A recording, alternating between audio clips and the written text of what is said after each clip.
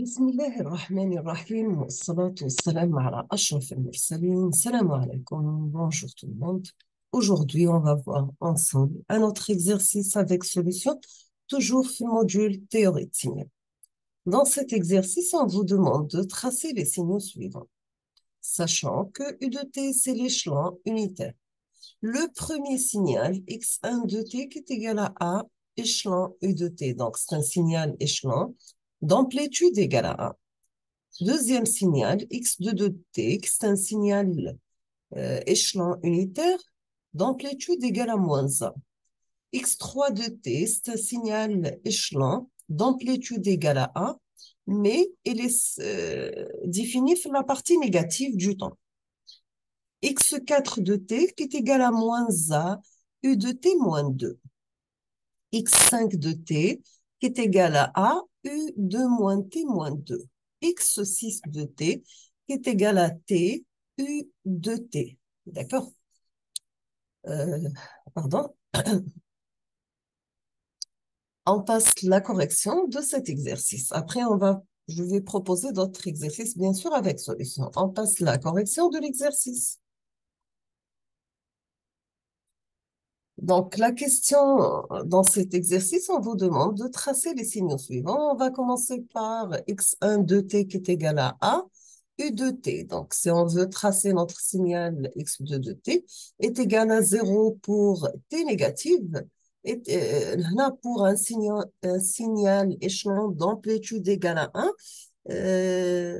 son amplitude égale à 1 pour t positif, égale à 0 pour t négatif. Dans notre cas, nous avons A U de t, sachant que A représente l'amplitude de notre signal. On obtient A U de t qui est égal à A, c'est t supérieur ou égal à 0. Égal à 0, c'est t inférieur ou égal à 0. D'accord? On a terminé avec 1 de t qui est égal à A pour t positif, égal à 0 pour t négatif. Donc, voici sa représentation graphique. On passe deuxième signal x2 de t qui est égal à moins a u de t. Si nous avons un signal d'amplitude égale à moins a multiplié par u de t, donc il prend les valeurs suivantes. Il prend la valeur moins a pour t positive. Il prend la valeur 0 ailleurs. Donc, pour la représentation graphique de notre signal x2 de t est égal à 0, la partie négative, est égal à moins a, la partie positive. On passe à notre signal. Nous avons x3 de t qui est égal à a u de moins t. Dans ce cas, nous avons que x3 de t il prend la valeur a pour t négative. Il prend la valeur 0 pour t positive.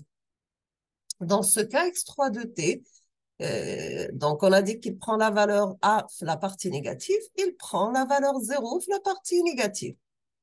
Pour x4 de t qui est égal à moins a u de t moins 2. On obtient que x4 de t est égal à moins a pour t supérieur ou égal à 0 parce que t moins 2 égale à 0, donc t égale à 2. Non, le centre de notre signal ou notre signal commence à partir de 2. Donc, il prend la valeur moins a pour t supérieur ou égal à 2. Il prend la valeur 0 ailleurs. D'accord? Donc, pour la représentation de x4 de t, il prend la valeur 0, l'intervalle de moins l'infini jusqu'à 2. Il prend la valeur moins a, l'intervalle de 2 jusqu'à plus l'infini.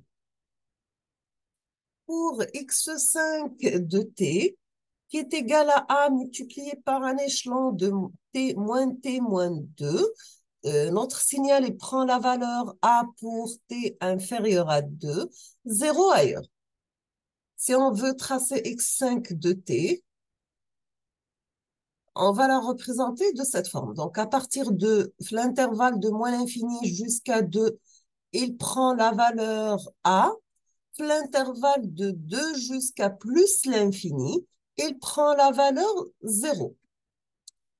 Maintenant, on passe à x6 de t qui est égal à t par u de t. C'est une équation, c'est une équation à une droite qui passe par l'origine. Si nous avons n'importe quel signal multiplié par l'échelon, donc il devient un signal causal. C'est quoi un signal causal? C'est un signal qui définit positif, donc de 0 à plus l'infini. Dans ce cas, on aura x6 de t qui est égal à t pour t supérieur à 0, égal à 0 pour t négatif. Donc, on a dit que notre signal, c'est un signal causal. D'accord? On a terminé avec la solution de cet exercice. Je vous propose un autre exercice pour le préparer, qu'on va faire la solution ensemble, bien sûr, dans la prochaine vidéo. C'est bien sûr l'exercice numéro 3. On vous demande de tracer les signaux suivants. Vous avez le premier signal x1 de t qui est égal à tri de t sur grand T, sachant que tri représente la fonction triangulaire. Ici, nous avons pour x1 de t, c'est une fonction triangulaire d'amplitude égale à 1, centrée 0 et la période égale à t. D'accord? Dans ce cas, si on veut tracer notre signal triangulaire, d'amplitude égale à 1, centré 0, pour la période, ça varie entre moins t plus t. Le centre, c'est 0, bien sûr. On passe deuxième signal x2 de t, qui est égal à 2 fois tri, t plus 1 sur 2. Donc, c'est un signal triangulaire d'amplitude égale à 2, centré fait le moins 1, et sa période égale à 2, donc il est compris entre moins 2 et plus 2, et le centre c'est moins 1. On termine avec le dernier signal x3 de t, qui est égal à 2 fois tri de t moins 1 sur 2. Cette fois-ci, nous avons un signal triangulaire d'amplitude égale à 2, centre égal à 1 et la période égale à 2. D'accord? Je vous laisse le temps de réfléchir sur cet exercice et je vais mettre la solution dans la prochaine vidéo, Inch'Allah. Comme d'habitude, je vous remercie infiniment pour votre attention. N'hésitez pas à vous, si vous avez des questions. Je vous souhaite de tout mon cœur beaucoup de courage, beaucoup de chance, beaucoup de succès et à la prochaine vidéo, Inch'Allah. Merci beaucoup et à la prochaine.